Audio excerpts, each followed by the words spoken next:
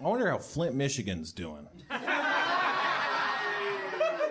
That really fell off once Trump started gaining steam. Like, people stopped caring about that. This is no good. What was happening? What was the latest? The water in Flint? It just poisoned all the water. Yeah, it was great. Was Flint where the natural gas was coming up, or was that where was that? I don't know. They shut down all the factories for the auto industry. Hello, real Annie. The documentary where there was Roger and me. Right. Well, that's the information I've been going on, but I wasn't going to be like, I know all about Flint from Roger and me because I'm 43. Traced the water supply from the Detroit water to the Flint River, and since there was a corrosion and like the pipes were lead pipes, and the water the water from the Flint River was so polluted that the lead got out and poisoned all the children of Flint, which is like 90%. Also non-children. Also non-children, but now like the children have been like lead poisoning for like 2 years or something, and they're like all retarded or something. What about all the alligators in the sewers? I hope that I heard that loud and clear, and I'm sure, and you were very good at, like, I think probably everybody here did, but I worry about the podcast, like hearing them. Look up Flint, Michigan. If you didn't hear what happened. No, they poisoned the water. They did something to the pipes, and because the pipes were not maintained, it leached lead into the pipes, poisoned the water. Why would they poison the water? Because it saved money.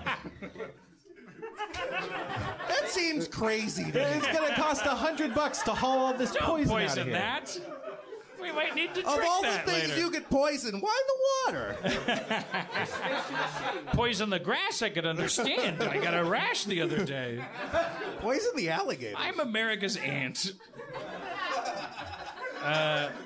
Why would they? No, My new character. Let's have America's Aunt talk to Tom. Remember Tom from earlier? wait, what? Sorry. Hey. Remember Tom? He was the giant.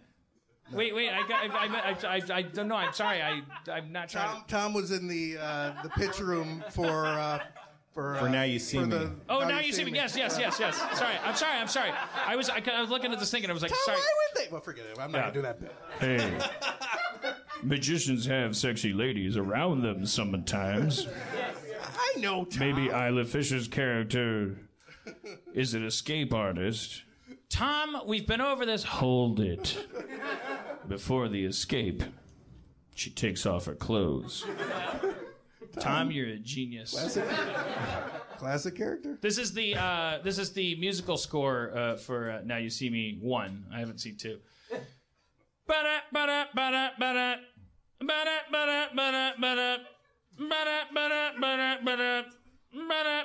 an hour. And I'm saying this. I'm telling you this. I'm saying watch it. I'm telling you to watch it. I'm not telling you don't watch it. I'm telling you got to see this movie. Also, when they introduced the magicians, I mean, you said that the woman was just sexual or whatever, but there was a decrease in like the level of magic, like from the beginning. Like first it was what's his name. Jesse Eisenberg. Jesse, yeah. He was amazing. Then it got steadily worse and worse. Well, by amazing, you mean he said pick a card, and then the card was on a skyscraper. You're talking about Now You See Me 1. I have the storyboards memorized. On a skyscraper. I guess that wasn't that great. And then they go around, and then I don't want to get a beef with the Francos. I've been adamant about this, but one of the Francos is in it, and he's on a boat, and this is one of the classic archetypes of magician. If you're going to get a super group of magicians together, he goes like, I'm going to bend a spoon, and then someone's like, you didn't bend this spoon, and then he's like, I guess I didn't. And then I got your wallet, but and then it's like, so pickpocket is one of the magician types. Yeah, it was. But then later he'll turn out to be a car racer, and a mimic. I know that's not a spoiler. Watch Now You See Me 1. It features one of the Francos. He does sleight of hand foo to make Ruffalo like restrained, and then Ruffalo goes like, "What are you doing?" And he goes, "What are you doing?" And he goes like, "What's your end game? What's your end game?" And he takes the walkie-talkie, and Ruffalo's like, "No!" And he's like, "Go to aisle 7." But it's like it's Ruffalo's voice coming out of Franco's mouth because he's a predator now, because he's a magician.